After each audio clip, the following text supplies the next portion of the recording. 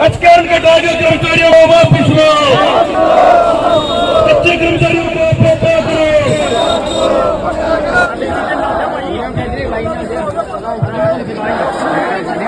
करवा दिया था और आज हम सभी कच्चे कर्मचारी ही नहीं बल्कि समस्त कर्मचारी वर्ग सिर्फ एक झंडे के नीचे, सर्व कर्मचारी संघ के झंडे के नीचे झूठ बोल के वोटियां लेके सरकार का मर गया जमीर। एचकेआरएन को जो सिक्योरिटी वो कहाँ गई पत्थर की लकीर। एचकेआरएन को जो सिक्योरिटी कहाँ गई वो पत्थर की लकीर। सारे साथियों ने, सभी विभाग के सदस्यों ने, सारे कर्मचारी संघ ने सरकार के बारे में तो बता दिया, लेकिन मैं अपने पंचायती राज विभाग के बारे में थोड़ी सी बात बताना चाहूंगा।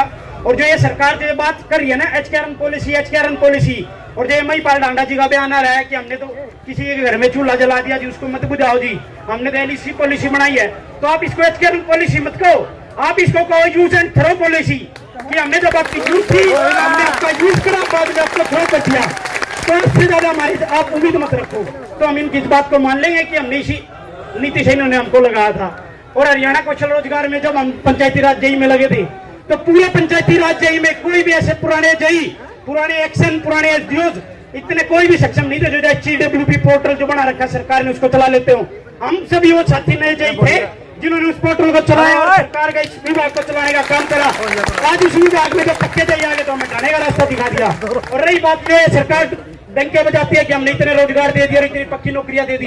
2019 से ही पंचायती राज मतलब जो विभाग की नौकरी थी 1260 वैकेंसी आई थी, भर्तियों में भुगत भोगी हूँ, उसके वेटिंग मार्क्स पे था। ये तो वो सरकार और वो कमीशन है जो हरियाणा में सवाल पूछते हैं बोला हरियाणा की राज्य में बहने वाली मुख्य नदी कौन सी है, और ये उसका गंगा उत्तर मानते हैं। यमुना का इन्होंने उचित खत्म कर दिया। एक क्वेश्चन उसी विभाग में था कि पश्चिमी गढ़वाल के हिमनद से निकलने वाली मुख्य नदी कौन सी है, ये उसको यमुना की जगह सरस्वती मानते हैं। जिस सरस्वती का आज तक किसी को ये नहीं पता कि सरस्वती का कहां से निकलना था, उसका ये आंसर मानते हैं। और उस आंसर की घपले करके बाद में ये आंसर की रिवाइज के माध्यम से डॉक्यूमेंट वेरिफिकेशन दोबारा कराते हैं। उसमें अपने आदमियों को घुसाने का तो 10 नंबर इन्होंने चला रखे थे, उसके जरिए करते हैं। रही सीटी की पॉलिसी, सभी जानते होंगे जिसने सीटी दिया, मैंने सीटी दिया। और ये तो 804 गुना कभी 3600 मानते हैं, उस 3600 में हमारा नाम आ जाता है, हम पेपर दे जाते हैं, 70 नंबर होते हैं, हम मानते हैं हम जेई लग जाएंगे, हमारी नौकरी मिल जाएगी। कभी ये 880 का लगभग 900 का 4 गुना बनाते हैं 1600। अभी अगस्त 2024 की बात है, तब इन्होंने भर्ती ली 1600 जेई इन्होंने पेपर में बिठाया और 900 का जेई लगा दिया। तो ये क्या ढिंडोरा पिटते हैं कि इन्होंने सरकारी नौकरियां दी हैं।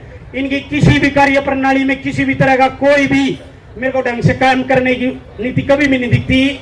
और हमारा सबसे यही, जितने भी हम के ना मैं पंचायती राज का जेई हूँ, ना आप टीजीटी के हो, ना आप स्वास्थ्य विभाग के हो, हम सभी, मैं आप सभी से यही रिक्वेस्ट करूंगा कि हम तो जो इन्होंने यूज एंड थ्रो पॉलिसी के चुनने थे वो तो चुन लिए, अब हम सभी को समायोजित हो जाना चाहिए हरियाणा कर्मचारी संघ में, और उसी के साथ उसी के बैनर के नीचे खड़े होकर बोलना चाहिए।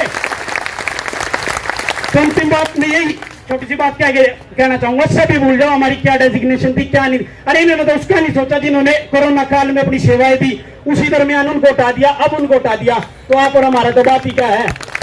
इस बैनर के नीचे रह के हम सबको एक हो जाना है, नाम एचकेआरएन है, नाम कुछ और है, हमारे हरियाणा कर्मचारी संघ के बच्चे हैं, उनके साथी हैं, जिस भी तरह से हमें मार्गदर्शन दिखाएंगे उस मार्गदर्शन पे हम चलेंगे। और के साथ कह सकता हूं कि आज से बढ़िया बयानबाजी और आज से बढ़िया सोच वाला व्यक्ति तो अफगानिस्तान का अनपढ़, बिल्कुल अनपढ़ शिक्षा मंत्री बढ़िया बयानबाजी कर देगा।